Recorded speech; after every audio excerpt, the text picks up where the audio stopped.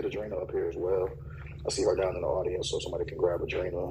Let me go back to this. Let's get you all up here.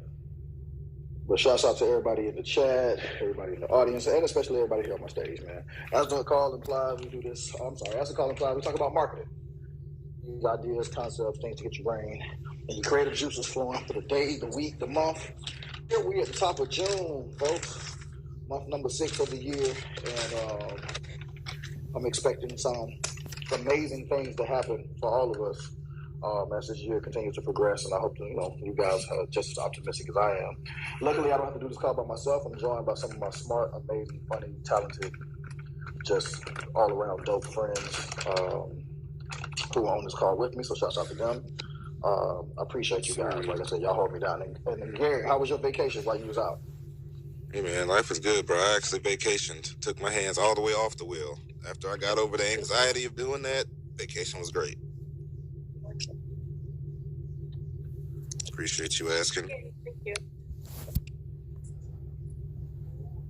Yes, sir. Shout out to all the loyal listeners out there. What up, Miss Fluid, St. Louis, Shahid, see you down there. Dean, what up? I see Dean down there. What up, Nick? I gotta call you today. And Isaac, I sent you a text. I gotta call you too, bro. Please. Okay, bet. Before we get into today's call, Isaac, any updates on Fanbase we need to know about? The raise is almost at. Hold on. We're at 1,272,000. So we're probably hit 1,275,000 a day. This week. So we launched live. That's live to the app. So everybody on the app is when you go live, the entire app sees you. But we wanted to create a really cool shortcut. So this week there'll be a new live shortcut coming Wednesday. So you can just hop right in the live feed whenever you want to.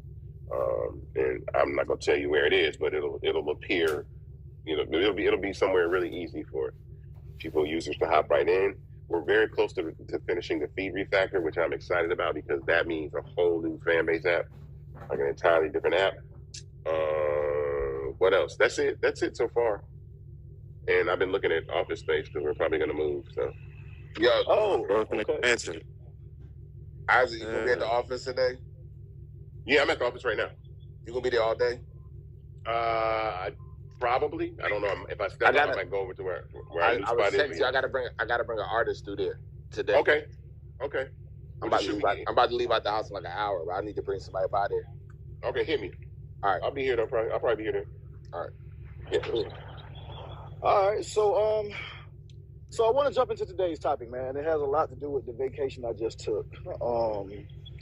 This past week, I took an impromptu vacation down to what they call 30A down in Florida, right? So I posted this on social media. A lot of people, it was a handful of people, which I actually kind of expected. The people who hit me, I was like, yeah, of course you would know. But for the most part, a lot of people hit me and was like, what is that? Never heard of it. Don't know where it is. Couldn't find it, whatever the case may be. 30A is like this little community. I don't even know if I would even classify it as a city, but let's call it a community/district. Maybe it is a city. I don't know. But it sits somewhere on the panhandle of Florida in between Destin and Panama City, right?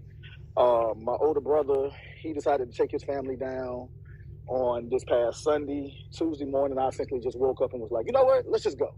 Packed everybody up, and we shot down there on Tuesday and stayed for a few days and really, really enjoyed it. Crystal clear blue water. Which I did not know. And I felt like a complete dummy being 43 years old, never having heard of this place for real, except for 2 years ago when somebody mentioned it in front of me. But I really just didn't know the U.S. had blue water like this. The Gulf. I didn't know. The Gulf. I don't go to the Gulf. There's no reason for me to be in the Panhandle or fucking bottom of Alabama.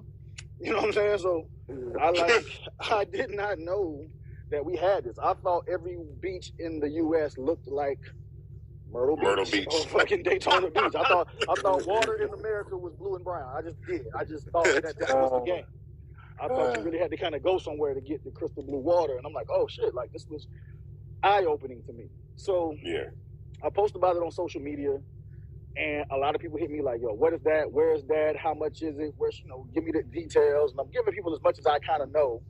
But what did happen which it happens a lot around me, and I know you guys will attest to it once I kind of get it out, but it's something that happens very, very often, and we laugh it off, we joke it off a lot of times, but for whatever reason this time around, it kind of rubbed me kind of the wrong way.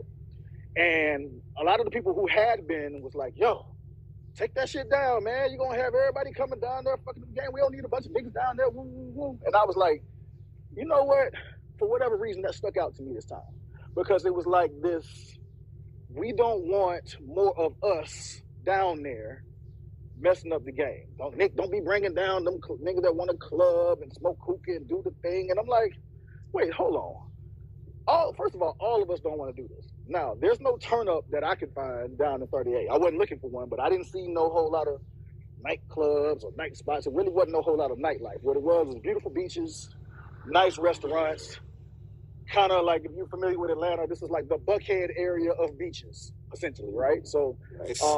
but very, very beautiful, very, very beautiful area, and definitely markedly different from what you would have found in Destin or Panama City. Those are way more, I think, more commercial, more public, more, I don't know the word I'm looking for, but I think y'all kind of get where I'm going with it, right? This was way more secluded, private, upscale. You could just tell from the prices of the houses that were for sale, the rental prices, the prices that we paid to stay down there, just to call the restaurants, everything was just up a notch. But again, this is something that happens whenever I'm on social media and I'm talking about restaurants that I've checked out that I really, really like. You know, my partners hit me and we all joke around. Oh, man, take that shit down, man. Everybody gonna be in there. It's gonna be 3-hour wait. They're gonna want to swag surf over the eggs. Don't tell them about that brunch spot. Don't tell them about that restaurant. Don't tell them about that spot. Don't tell them about this thing, this hotel, this place. And I think that, I know we're at a place in urban culture where I think that we've decided that there is a us and then there's this other us. And we have decided to kind of separate from each other. I don't know if this goes back as far as house niggas, you know, outside slaves, indoor slaves, the whole nine, but y'all know what I mean. And I'm curious, I want to hear you guys' take on how, not only how did we get here, but how did we stay here? Like, how did we stay in this attitude of we don't want more of our own kind around the nicer stuff, or we want to be the only black people in the room. We want to be the only black family on the beach. We want to be the only black family in the neighborhood. Like, as we talk about this call, on this call all the time, is there strength in numbers, there's strength in unity, there's strength in all of these things, except for when it comes to luxury shit. Then we want to exclude. And I really want to touch on that today, and just the marketing of, it's cool for some of y'all blacks, but not all of y'all blacks. We don't want too many blacks down here. We don't want too many people in the culture. We don't want too much of the culture. As much as we get on this call and swear up and down how cool the culture is, how influential the culture is, how come we only want a teaspoon of the culture when it comes to luxury, but all the culture when we're building our businesses and all of that stuff? So I'll let you guys kind of rock, and I'm going to shut up, but I think I've set the foundation for it, but I'm curious to hear what y'all think. Well, I'm going to jump right in and say, that's not how we act in Atlanta. I hate the people that say we full. Hell no, we not full enough. We not full enough. Keep coming. Straight up, pull up. Blacking this thing up more and more. Get it as black as it can get down here. If you black, you should live in Atlanta. I would have lost the bet, not even being able to answer how that man was going to start, but I should have guessed. You should have known how I was going to start the conversation. But listen, so I'm definitely not. I like to put people on. I tell people, like, you know, you need to go to the gathering spot. You need to go to number 18. You need to go to this. You need to go to that. So I like putting people on to stuff that helps us network, because I've seen success through networking or telling people about a lot of different things. So I know what you mean, but it's kind of just like a running joke that gets old, because yes, there are things that happen where it's like, okay, you can't take black folks nowhere. You can't take us nowhere because we be acting up at X, Y, Z and all that kind of stuff. But for me, I'm always, you know, I think the people that don't want to be in those places won't be in those places, and the people that do will. So I share information. So we had a room here on Fanbase yesterday. Well, it wasn't Weez, it was Swag's room, and we joined his room. And it's ironic, Nick, I didn't know where it was going with the title neither. I just thought it was a good marketing title. But we talked about this, And I gave a summation, and I said, so it's two parts to it. One, the problem we have in the community, I don't think we have a money problem. I don't think we have a collaboration problem, because I think it's something core to who we are, where we just know how to navigate. And that could just be years and years of oppression and us having to fight against oppression. It built something in our biology. But the problem we have is we think there's a default blackness, and it's subconscious. And we went so deep on it yesterday on Fanbase. Most of us in the room agree with each other because we took the time to really parse through the conversation. If you talk a certain way, with some people it's subconscious, with other people it's not. It is conscientious that you're not black. So give you a guy, give you a black person that's at Harvard, articulating their words in a certain capacity. They're not utilizing certain ebonics, certain slang. They're going to be less and less black to this concept or this fake default black. Think about the phrases we utilize against each other. Oh, man, I won't want to hear all that deep-ass shit. What does that even mean? That's basically someone saying this person is educated enough to thoroughly explain something on the subject matter, thereby is deep. What about the phrase, oh, man, you're utilizing these big-ass words? I don't understand that, because the same four-letter words that's in a dictionary, the same 12-letter words are in the same location. It's not like there's a little word dictionary and a big word dictionary. It's just words. But these phrases, we never really sit down and ask a person why they're actually communicating this. These phrases are suggesting, oh, this nigga know how to talk. We don't really talk like that where we're from. So you're utilizing big words because I'm uncomfortable with it. Lastly, on that point, we have this idea of a default. So you'll hear somebody say, man, I'm just a Detroit nigga, or I'm just an Atlanta nigga. What does that mean? We're humans. We're supposed to evolve. We're supposed to learn different languages. We're supposed to learn different crafts. We're supposed to travel to different countries. Hence, you said you wasn't even aware that the water can even look like this in America. We're supposed to attempt to eat different foods, but we start to become the place that we were raised in.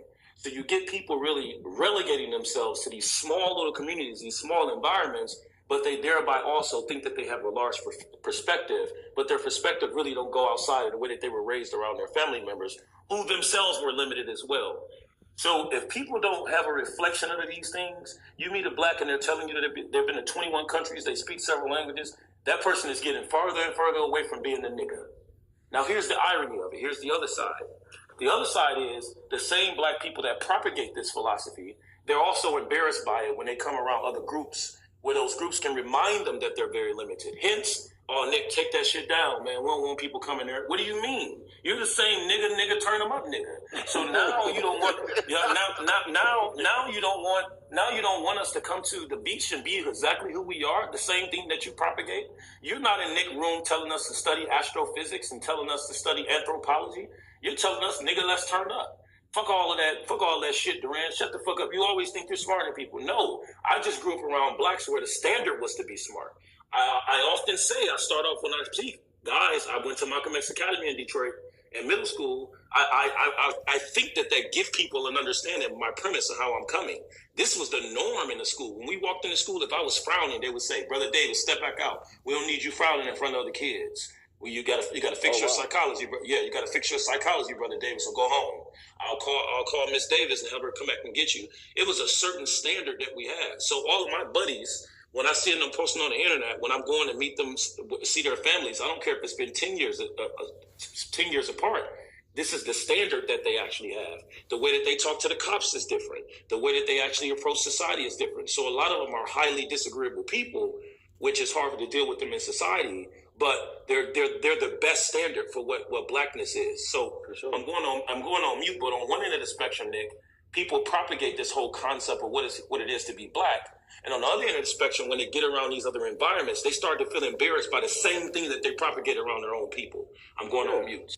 So, and I think it's, and to Duran's point, and I think it's even limiting in the conversation that we even have with some of our close friends. And I'll just speak for my peer circle. I don't want to assume for nobody else's peer group.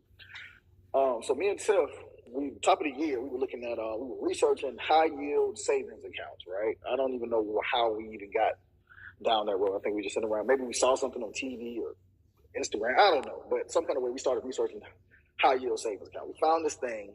I'll even tell y'all about it because this is part of why I wanted to have this conversation. I want to share beneficial information with my people and not just, man, I don't want everybody knowing about that. Because, I mean, and look, again, some of y'all may know about this already, I was late to the party. I was late to the party on a lot of stuff. I've made a lot of money in my lifetime, but I can't say I've been the best investor or person to tell you how to grow your money. I just know how to hoard money. That's just all. I've been always good at stashing bread away and making sure that I wasn't broke. But we found this thing called Marcus. It was, I can't remember if it's Marcus.com or if it's Marcus something else, but basically these Marcus accounts. They had like a 5% interest rate introductory, and I think it drops down like maybe to 4 point some change. But long story short, we put a fair amount of money in this account, and the very first month it made a lot of money in terms of interest was concerned, way more than I'd ever made in a regular bank. And I know we all hear about, the bank don't give you no money, yeah, but we all still put our money in banks for whatever reason. So I said something to one of my homeboys about it. I'm like, yo, I got this Marcus account. You know what I'm saying? I put some of the girl, some of the kids' money in this account, put some of my money in mine. And man, look, I made XYZ in the first month. He said, oh, man, I've been having an account over there. I said, nigga, we talk every day. Why you ain't never say that? Like, you my man. Like, we talk every day about everything. And his wasn't like a gatekeeping thing. It was just like, I mean, nigga, we talk about everything else. We talked about the kids, we talked about life, we talked about the music, we talked about this, but he said it just never came up, so I never said anything. And my point being, and this is not necessarily even to lump it in with the vacation thing, but it's just information like that we just don't tend to share because we're talking about all the other things. We're talking about the stuff we want to buy.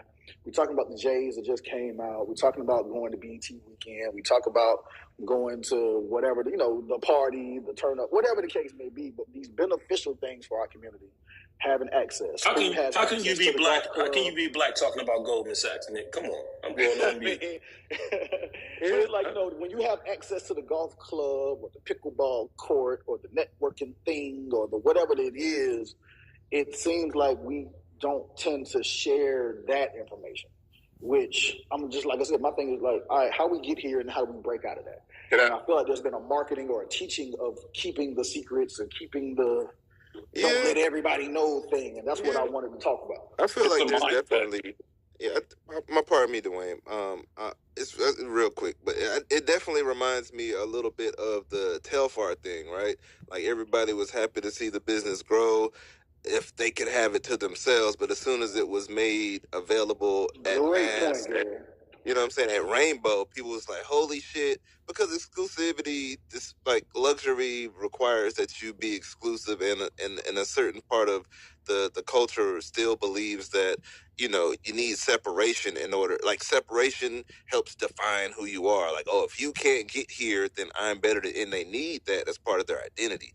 Some people don't, like your homeboy. Like, that was cool to hear that he wasn't gatekeeping, but other people feel like that separation like helps define their identity. Like they need that separation between who they are versus who you are, like us versus us, like you said, which is interesting. But it's also it's a mindset that isn't based on your skin color too. I grew up being told, if you get money, don't tell anybody because then everybody's going to come at you. And if you had a way to make money, you weren't supposed to share it. You were just supposed to shut up and go crawl in your little hole. And it, there's a lot of stuff that's just different cultures and different people in the way they grew up, whether they went through a depression and, the grandparents or whatever. There's some weird stuff out there that's just taught anymore and then handed down from one generation to the next generation.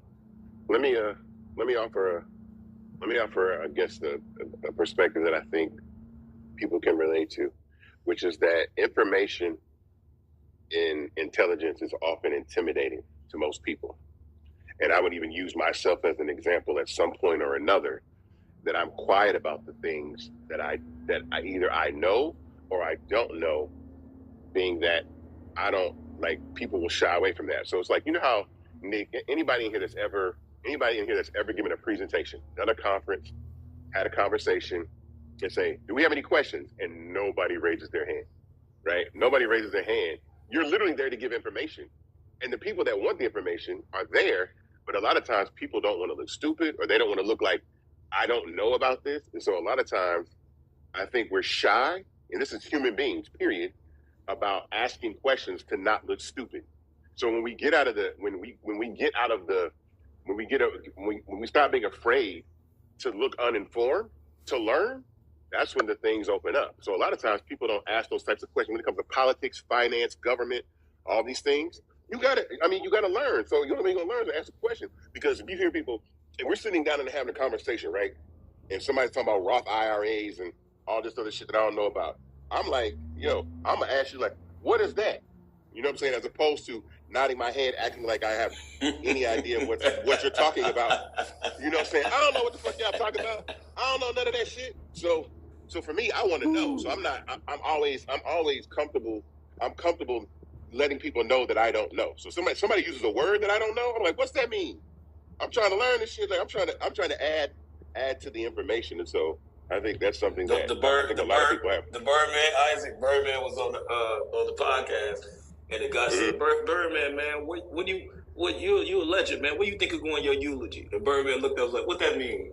He was like, and then you know the black answer. My man utilized the word to answer the question. He's like, like eulogy. I said he didn't even answer.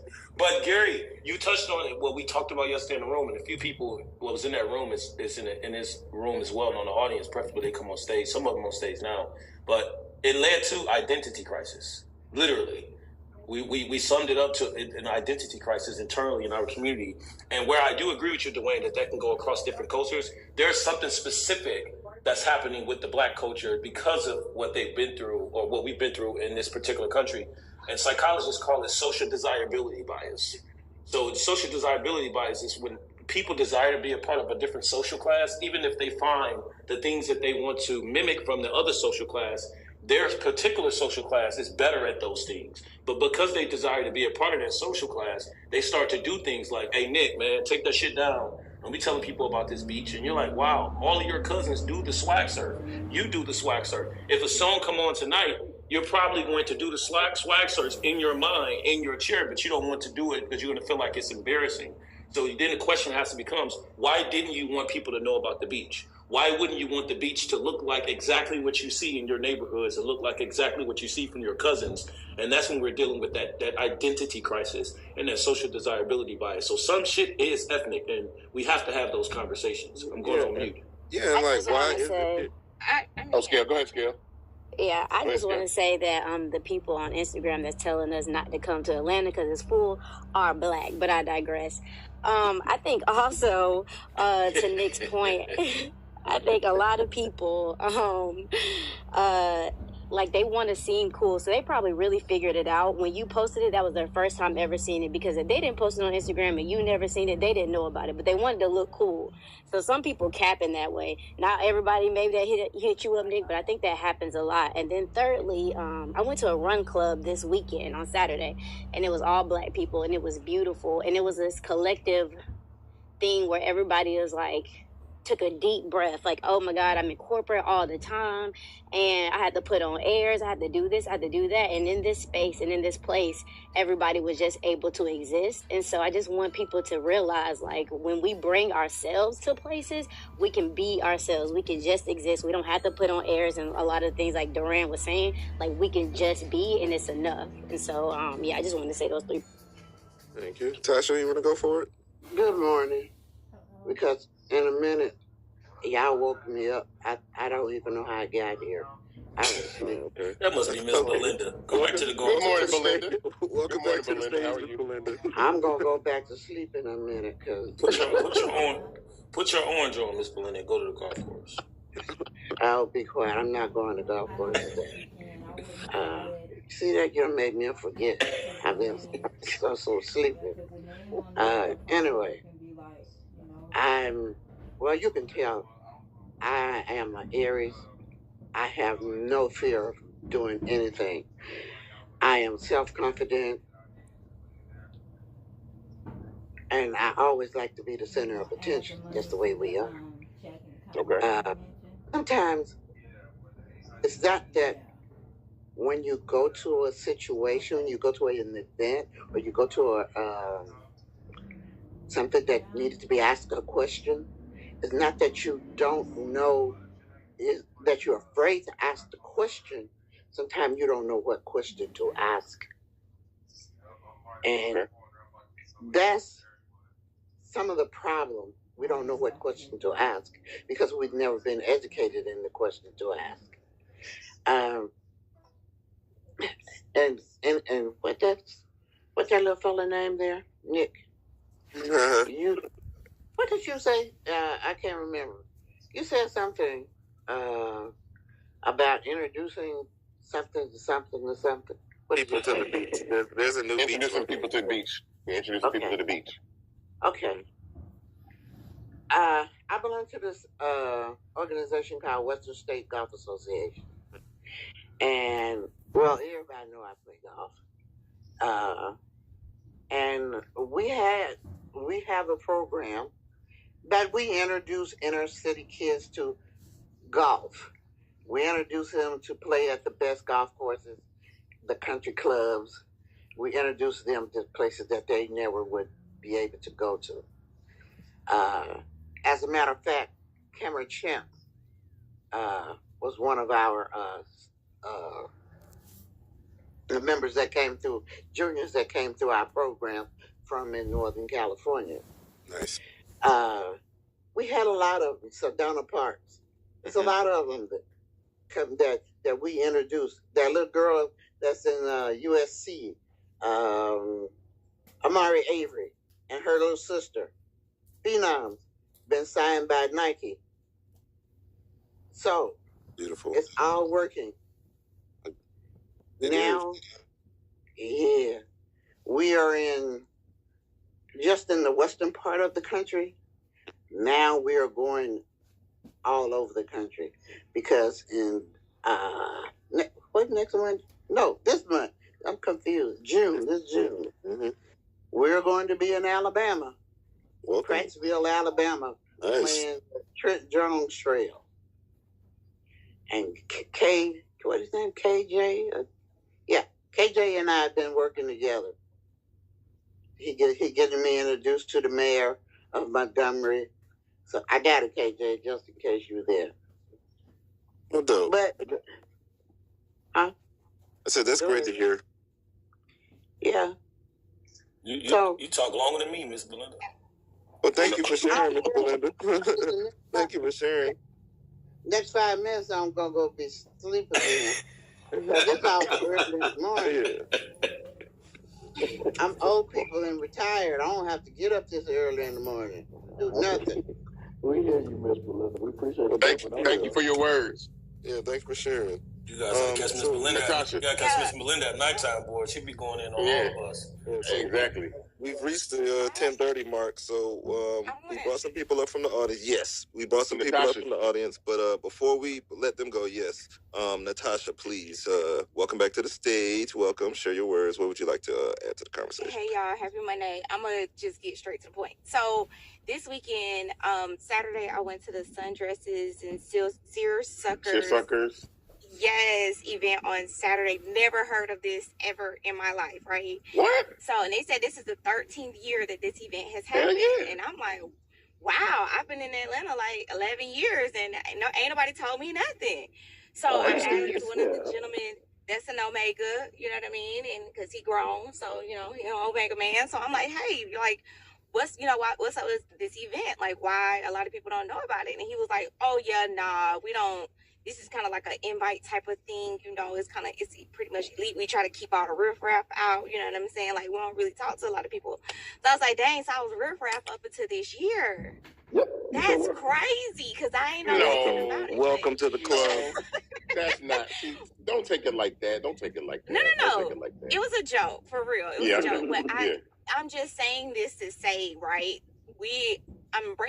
it was just funny that came up this weekend and this title is a theme because I wanted to unpack the realness of that, right? Because there is no such thing as, we want to keep the riffraff out or, this invite only, like black people just, and it all really goes back from generation to generation. Now, mind you, this is the Omega man, so this man got to be like late 50s, going on his 60s. But this is things that are just passed down generation. And when I created my podcast, Footwork But I'ma Go, that was one of the things. Like, I retired and left HR. That didn't mean that my knowledge was supposed to retire with me. So when I created a podcast just to make sure that black people knew how to protect themselves at work, that was just a part of the agenda, but I needed to kind of make it controversial so people would want to click on it to kind of get the education. But it is just so crazy that mindset is just passed down generation after generation after generation. Like, separate yourselves. There's niggas and then there's black people, and there's no such thing.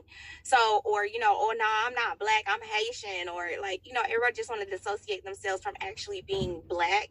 And so we just find these loopholes or these, societal groups to just kind of connect with, link with, do things. And it's just like, yeah, oh, I was at this event this weekend and, niggas wasn't there. Hold on. Wait. I don't want to step on that point, but I do want to say that all of us know someone that if we were going somewhere that we would not bring with us. Absolutely. Yes, absolutely. And hold on. Been thinking that the whole time. And what I'm saying is, it's not because of color. It might be because maybe they drink too much, maybe they talk too loud, maybe they, something, social awareness. Yeah, no social awareness and stuff like that. So I think, something, or it's just not their cup of tea. It's like, you know who to invite to the sports bar, you know who to invite to other places. But if you want to, now when it comes to information, when it comes to enlightening our community, I think that's entirely different. Like, okay, so basically what the Seersuckers and Sundresses event is basically like, it's a socialite event.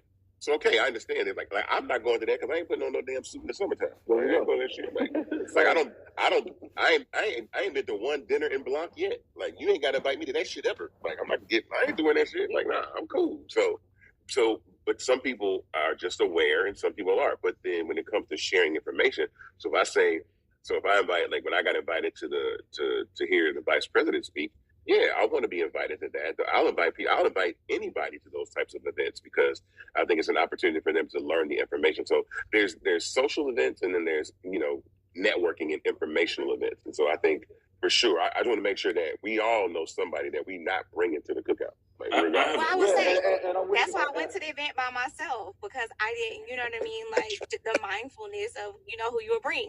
I'm not saying that, I felt the way, or it's real, you know what I'm saying? And I identified with it and I understood it when he said it, but I just jokingly was like, dang, I must have been riff-raff up until now because nobody said anything about it. But that is just real, you know what I mean? Like, nobody thought to invite me prior to now, and I know lots of people that was out there, but it was just interesting to see because it was a riff-raff adult event. Like, it was, it wasn't nothing to gatekeep in real life. You know what I'm saying? So that's all. No, and I want to focus on what Isaac said because I know Gary, we're going to start pulling up more people from the audience. It's about more so the information, not necessarily the access to events, even though that is a part of it. It is the gatekeeping of information. If my partner got $100,000 to invest and he put it over here, and I only got $500, it's like, hey man, tell me where I can put my $500 to turn it into $515. Like don't front on me just because I may not have it, or you don't think I got it, or you trying to hold on so you could be the only one getting the interest bump, or the the real estate play, or the workaround to get the kids. Like even right now, I was doing trying to get scholarships with my daughter. She just graduated from high school, and she's trying to go to Howard. Howard is expensive. So my man hit me. He was like, yo, I know somebody over at this scholarship fund. I'm going to tell him, like he was eager to give me the information. He was like, hey, bro, like we got to send our kids to college. We can send them for free or close to free.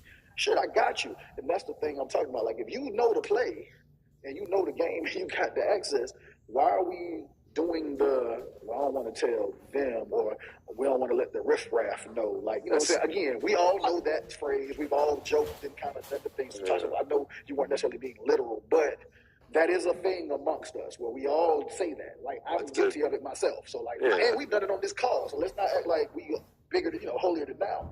But I'm saying, how we get there? How did that become a thing? It's more so what I want this call to be about. I would call that classism, because I think that multiple races do that. I think that happens in the white community. I think that happens in the Jewish community. I think there is a certain level of gatekeeping that's always going to exist amongst the people, because because there is such a thing as a have and have not, and there's people that want access to, it's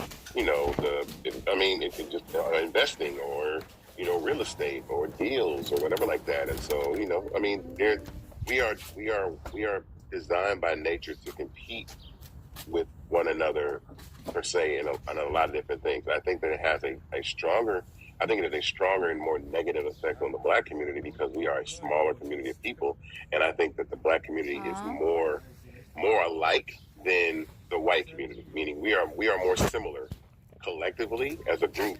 And if you take the entire white community, that's some people that are extremely posh and high level, and then there's some people that are like, yo, I'm from the country and I talk different and all that. And there's a wider spectrum, and we have those hues in the Black diaspora. But I think collectively we are still a family of sorts in this nation, and so I think when we're competitive against one another, it does sting a little bit more. It has those ramifications of, oh, you didn't get invited to the Rock Nation brunch, or you didn't get the, something.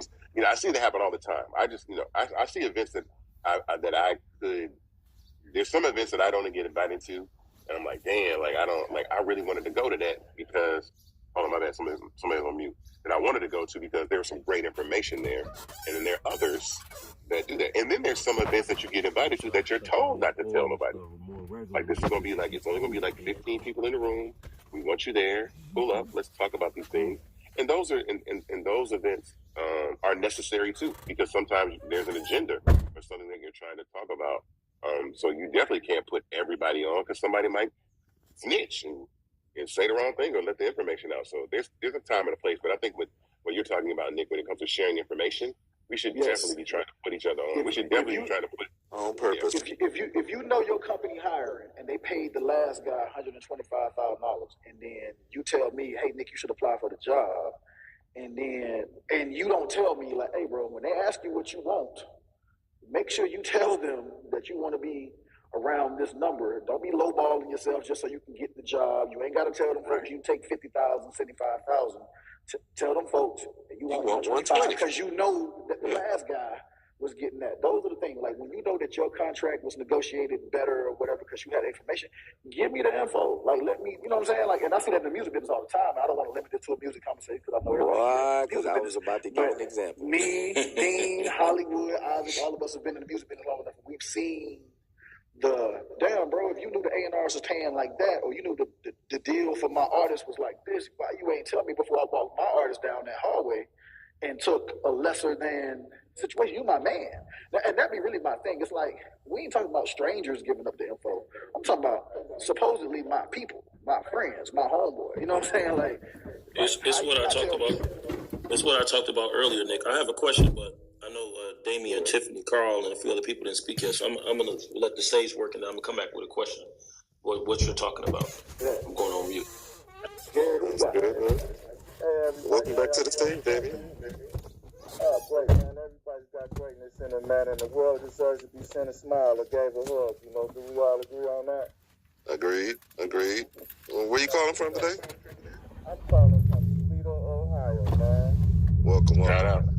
What would you like to add to the conversation, good brother? I need to just add this one thing. You know, we've been strategized and categorized and labeled, and that was, you know, prior to, you know, his story, and because the fact that they couldn't give you a full picture and knowledge of her story, so we have to go back and look at her story to get the knowledge of what we need to do today. Just wait for a second. And that is for us versus us to be aware of. We have to brand up and stand up and not give up the fight. That's basically what it's about right now. You know what I'm saying? We have to, you know, put that analogy out here that, hey man, you my brother. You know, we got to stick together. This is how we gonna be able to brand up, stand up, and not give up the fight. You know, we have to do things as nature as it's supposed to be. You know, because that's the love. You know, that's the picture. That's the, you know, they took that away from us. They took all our history away. You know, they gave us his story because they couldn't really give us her story because they couldn't really. Probably don't even start no more. Know what her story was about. I know. Right. Lou part of the crew. Lou just here because he. But Lou, if Lou got something to say, he can say something. But Lou's just part of the crew. Yeah, definitely depleted his checking account. But that's cool because he Lou just listen. It's all good. Who else? We got Carl on stage. Carl. Car, you got anything to add, good brother? You took what you needed from me, so that's the best. Well, I have a different take.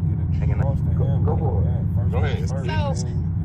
So I do understand like the gatekeeping, like as far as like when it comes to like the beach was nice. It was quiet, and the last thing that I would want to experience down in 38 is turning over and Sexy Red and her friends are blasting music and twerking on the beach. Like I was having a good time, feeding my kids fruit, listening to the waves, and now I got the riffraff.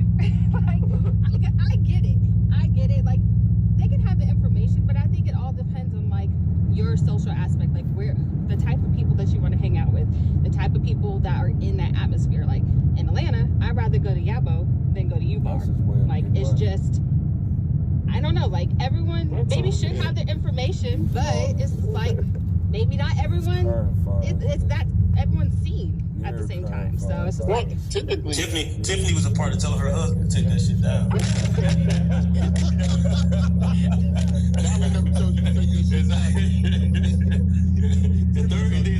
Third's making the room bad, talking about who was a part of the crew. Like, damn, why did you have to say a part of the crew? I'm going on. You guys are inadvertently doing it.